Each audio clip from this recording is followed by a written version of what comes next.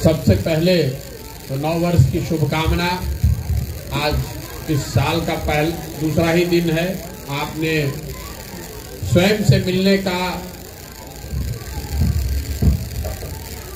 मुझे अपनी बात रखने का, आपसे परिचय करने का जो अवसर दिया है, इसके लिए आप सबका मैं धन्यवाद करता हूं, आपका आभार व्यक्त करता हूं। मेरा नाम है प्रशांत किशोर और हम कोई नेता नहीं हैं, दल नहीं बनाए हैं, किसी के विरोध में नहीं घूम रहे हैं।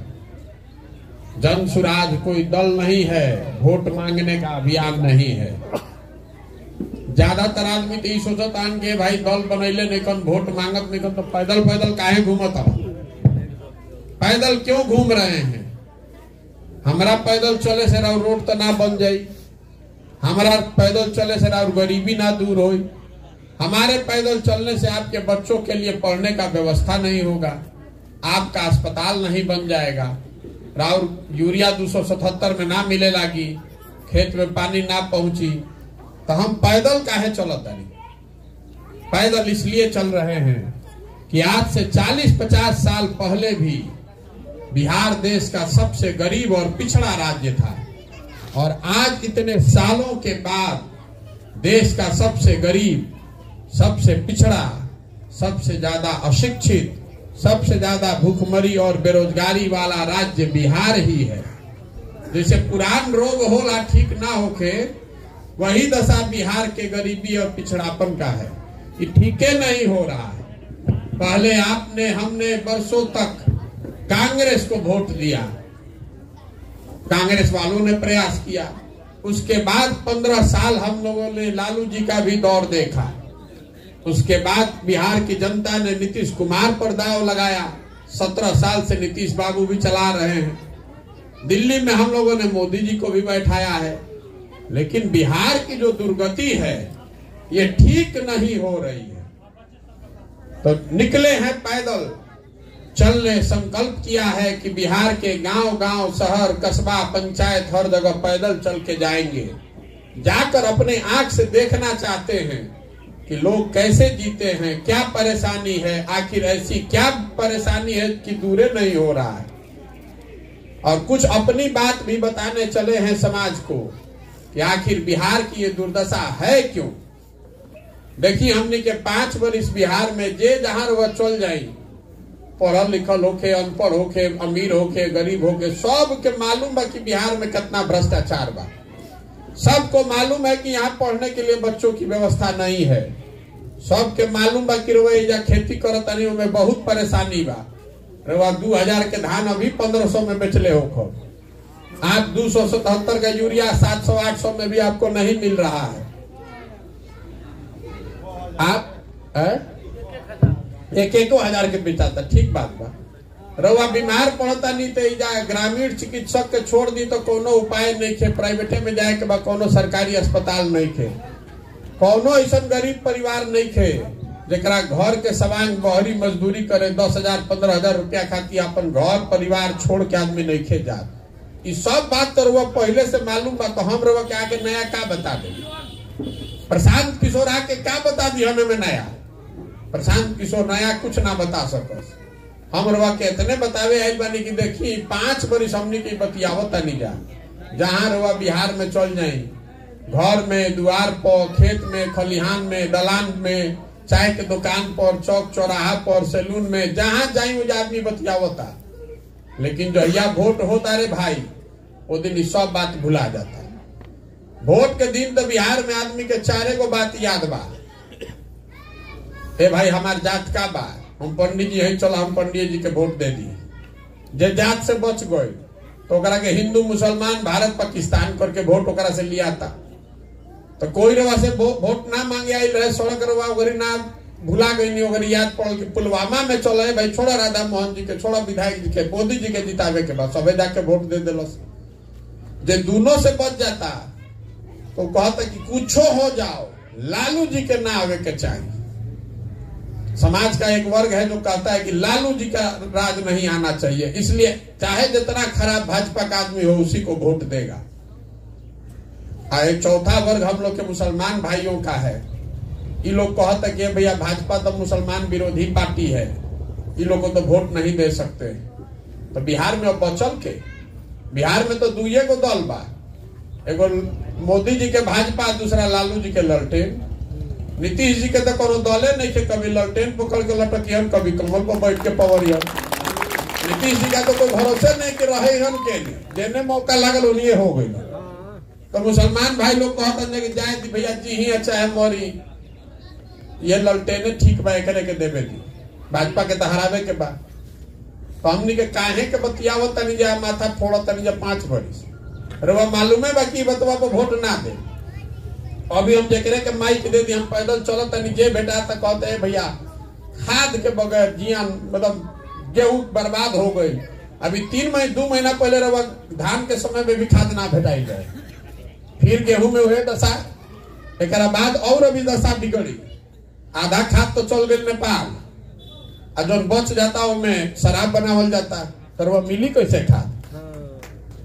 लेकिन जे आज कहता रवा, आज कहता न बाबा, हम बताओ तनी बाबा, खेते नहीं खे पटावल, राव लड़का 8 बरिस से बिना पढ़ले घरे घूमता।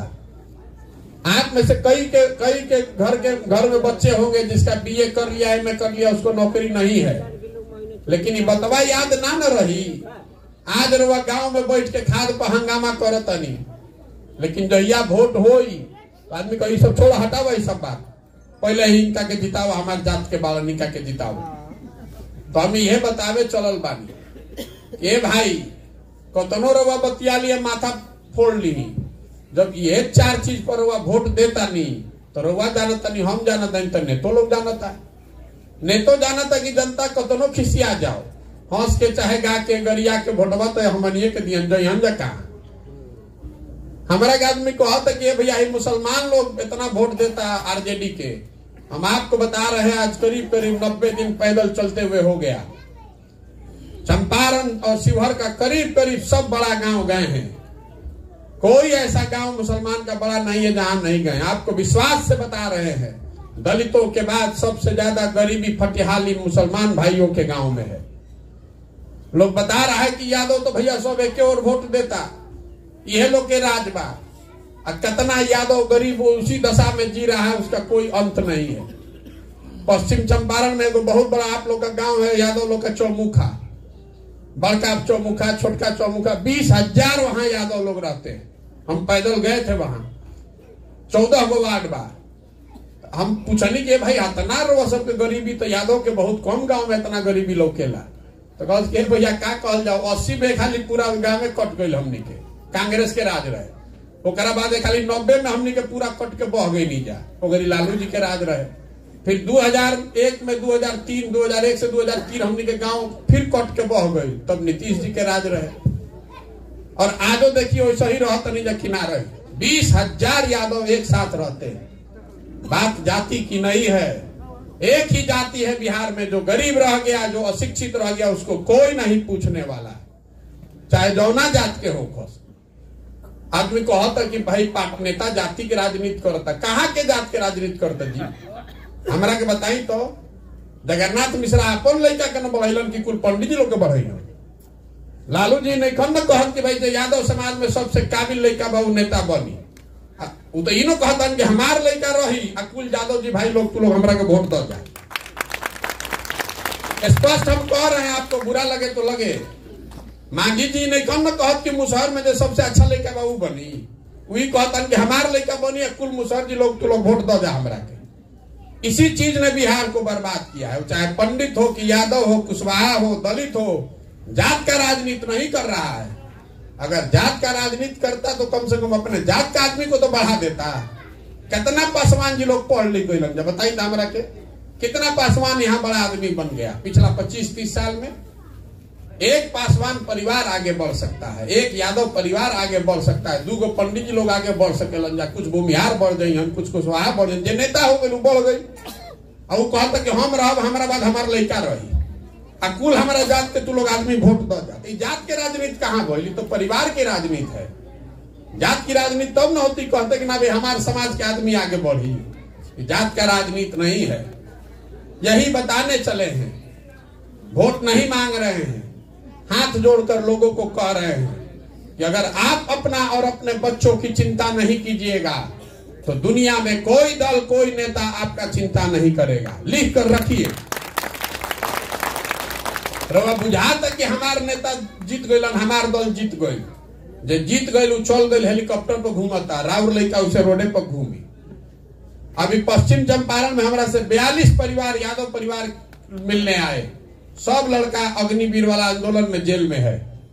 आप में से कुछ लोग जानते होंगे। और लोग 4 महीना से परिवार वाला मारा मारा फिर रहा है, कोई नहीं पूछने वाला है। कोई अमीर रहेगा तो उसका बात सुना जाएगा।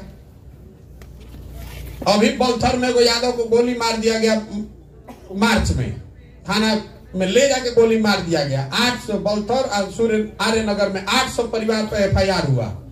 NDA का सरकार था, पता कर लीजिएगा, सिक्टा मैनाटार में 800 परिवार दोनों गांव छोड़कर भाग गया। कोई मदद करने नहीं आया।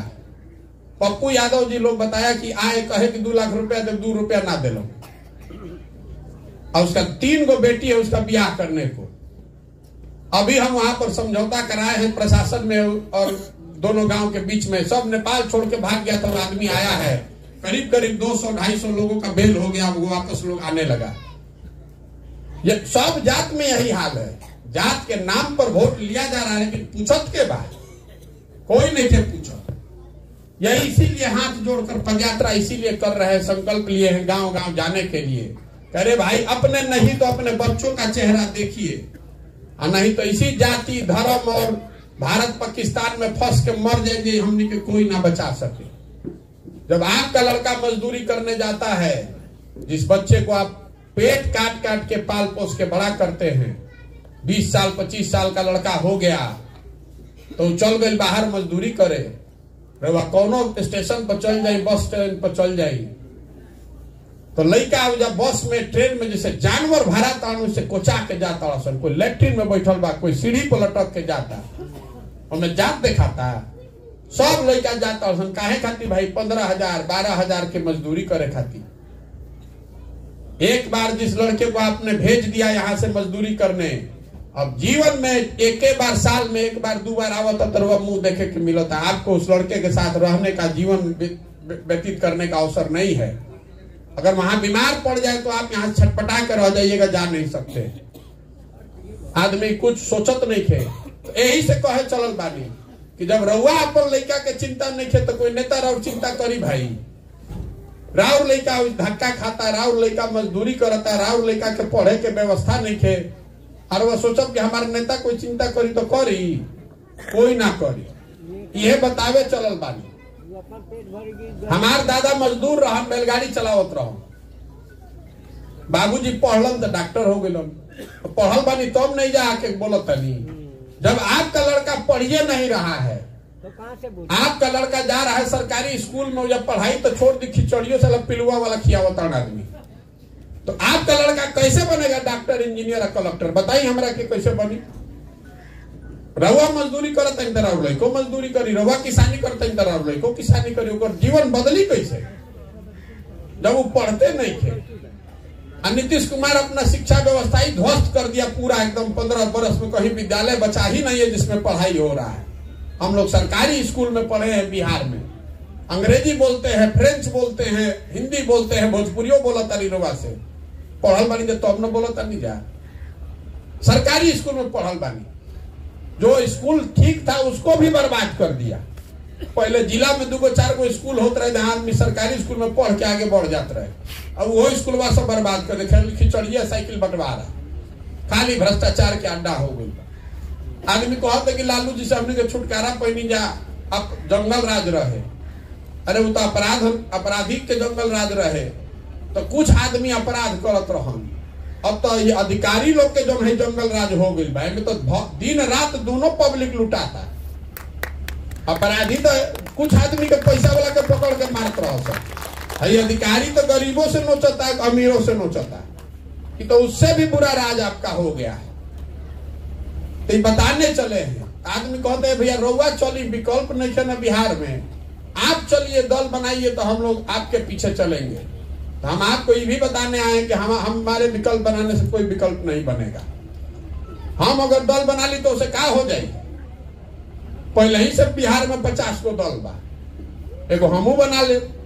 बिहार में दल कैसे बनता? जे दल बनैलस उहे हो गए दल के नेता, आ फिर कह दिलस कि हमारा बात होइया हमार बेटा, आ कुल जाना तू लोग झंडा लेकर ढोआ जा। वो दल बनावे से क्या फायदा बा? यही से दल नहीं क्यों बनैले। दल विकल्प तब बनेगा जब जो बात महात्मा गांधी ने बताई कि समाज के बीच से लोग निकल कर आए और सब लोग मिलकर बनाएगा तब न दल विकल्प बनेगा। यही से पैदल चलता नहीं कि पहले समाज में घूम के ढूंढ के मत के आदमी के सही आदमी के निकाली, और पूरा पदयात्रा खत्म हुई। 1 लाख से ज्यादा आदमी ढूंढ कर निकाल लेंगे, सब लोग को एक साथ बैठाएंगे, सबे मिलकर तय करी कि दल बनावे के बाद तो बन जाएगा। दल बनाने में कितना देर लगता है? एक दिन में बन जाएगा। लेकिन अगर दल बन गया तो दल प्रशांत किशोर का नहीं होना चाहिए, वो दल होना चाहिए उन सारे लोगों को जो इसको मिलकर बनाए और आगे इसको मिलकर ही चलाए। दल का नेता प्रशांत किशोर नहीं हो गए।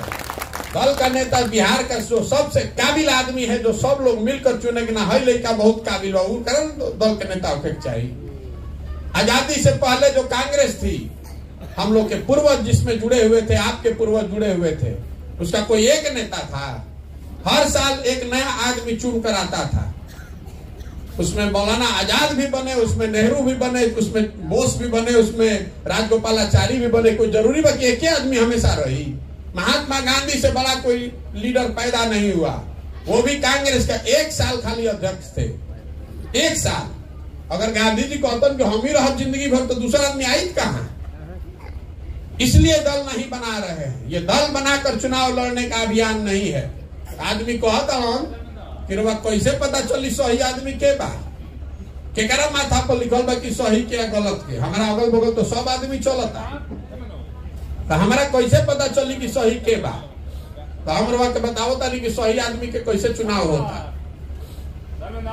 सही का जो चुनाव है, आपके घर में दही जमाते हैं, दही में से वो मक्खन कैसे निकालीला? जमे हुए दही में मक्खन है, लेकिन मक्खन निकालने के लिए दही को मथना पड़ता है।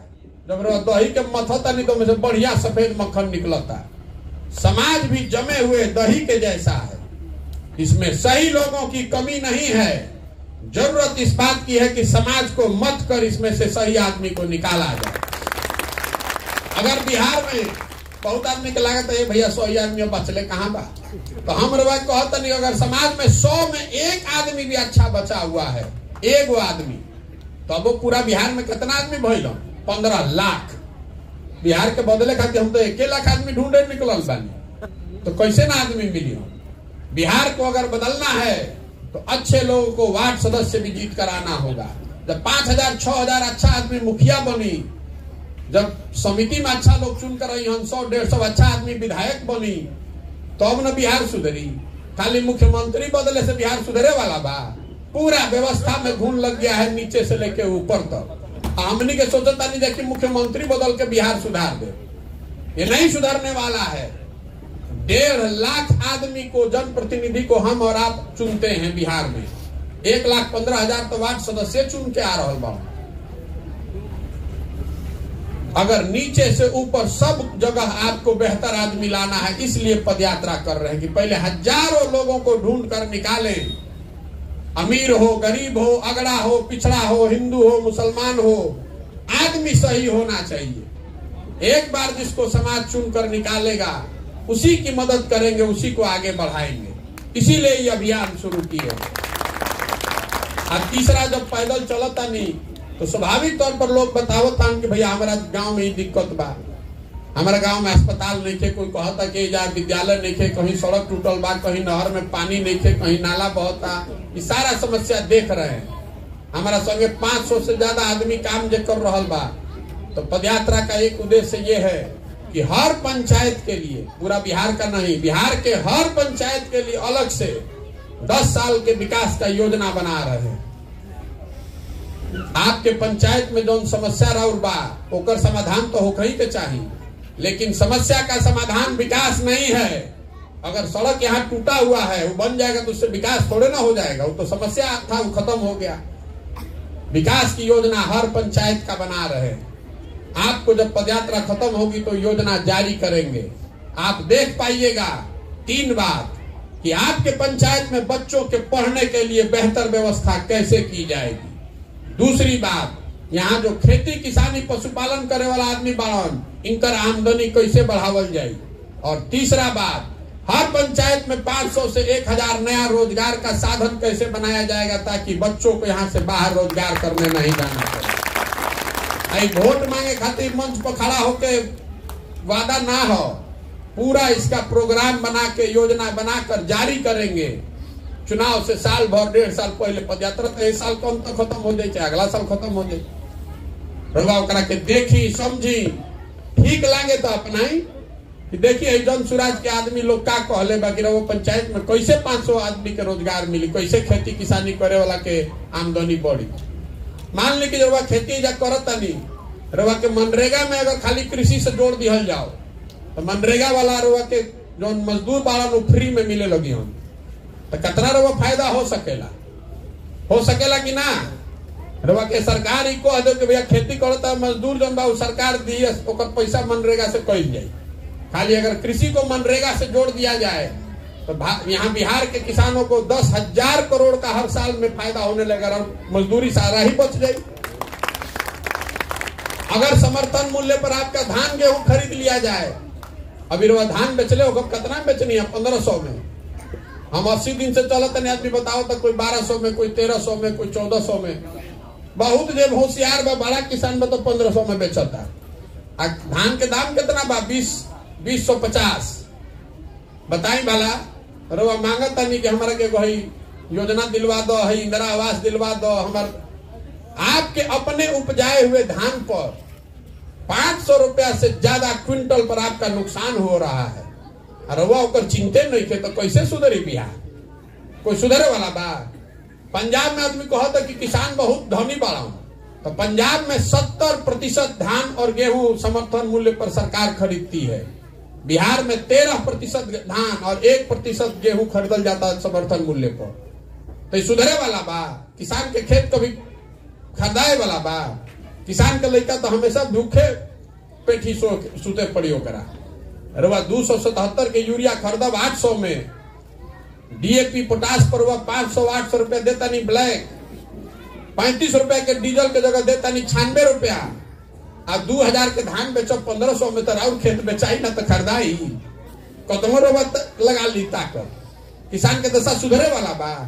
तो योजना बनाकर जारी करेंगे कि कैसे किसान का आमदनी बढ़ाया जाएगा। उसी तरह योजना बनाकर जारी करेंगे कि 500 से 1000 रोजगार का साधन कैसे होगा। यही खातिर पैदल चलल बानी, गाँव गाँव जाकर लोग के समझावत नहीं। आपसे पूछ रहे हैं कि प्रयास होना चाहिए कि नहीं होना चाहिए। होना चाहिए। सबके बतावे के भाई 3 गो कैमरा लागल बा, ना होके तो ना भी बोली, कोनो बात नहीं थे। ना तो आदमी कोई ये भैया हमारे गांव में दाइले ना रहो, हमारा से कहाँ भेंट बा उनका। सबसे पूछ रहे हैं, पिछले 40-50 सालों में अलग अलग दल और नेताओं ने आपको, आपके बच्चों को ठगा है। किसी ने आपके बच्चों की चिंता नहीं की। अब समय आ गया है कि बिहार की जनता मिलकर गांधी जी के बताए हुए रास्ते पर चलकर अपने बच्चों के लिए, अपने बच्चों के बेहतर भविष्य के लिए मिलकर जनता का विकल्प बनाए, जनता की सरकार बनाए। रउआ बताई कि करे खातिर प्रयास हो गए चाहिए कि ना हो गए चाहिए? हाथ उठाकर बोलिए, होना चाहिए ना भाई। तो आदमी कहता हम कि भैया इतना बात तो बुझाता, लेकिन चुनाव कैसे जीतल जाये। मान ली कि रउआ ही बनाइयो ले, तो चुनाव कैसे जीतल जी? इतना समीकरण बा, बड़का बड़का दल बा, तो हम रउआ के बतावता नहीं कैसे जीतल जाए। जे प्रशांत किशोर के जाना तो ओकरा मालूम बा कि लड़का के और कुछ आवे चाहे ना, चुनाव लड़ावे आवेला। पिछले 10 साल में जिस दल का, जिस नेता का भी हमने हाथ पकड़ा है वो कभी चुनावे नहीं हारा है। इस बार तय किए हैं कि किसी दल का नहीं, किसी नेता का नहीं, बिहार की जनता का हाथ पकड़े हैं। जिसको समाज चुनकर निकाल देगा, जिसको समाज चुनकर निकाल देगा कि भैया ये आदमी हमारा यहाँ मुखिया बने के चाहिए और ये आदमी विधायक होके चाहिए, जेकरा के समाज चुन के निकाली, उसी के पीछे अपनी पूरी ताकत, शक्ति, पैसा, बुद्धि हम लगाएंगे और आपके सहयोग से उसको जिता कर लाएंगे। इसीलिए इसका नाम है जन सुराज। ये प्रशांत सुराज नहीं है और जन सुराज है। सुराज मतलब सुंदर राज। सुंदर राज के कौर? प्रशांत किशोर के ना, जनता के सुंदर राज होके के चाहिए। यही से घर दुआर ऐसो आराम सब छोड़ के पैदल पैदल चल रहा मानी मारल मारल। अभी 1.5 बरिस और पैदल चलो, हमारा कोई जल्दी नहीं थे। जब तक समाज से सही आदमी निकालेंगे नहीं तब तक मानने वाले नहीं है। आदमी निकल के आ गया तो चुनाव का चिंता मत कीजिए। जनता बुर्बक नहीं है। हमने के बहरी जाते हैं तो कहता सन बिहारी मतलब बेवकूफ। बिहारी शब्द गाली बन गया है। बिहार के लोग बेवकूफ नहीं हैं। ये ज्ञान की भूमि रही है। आप यहाँ पे केसरिया में बैठे हैं, बुद्ध यहीं पर प्रवचन लास्ट देकर गए। देवताओं को भी आकर यहाँ पर ज्ञान मिला है। यहाँ के नेताओं ने, व्यवस्था ने हम लोग को बेवकूफ बना दिया है, बच्चों को मजदूर बना दिया है। 26 MP का राज्य है गुजरात। गुजरात का आदमी बन गया फैक्ट्री का मालिक। 40 MP का राज्य है बिहार। हमनी के बन गई जब फैक्ट्री में मजदूर।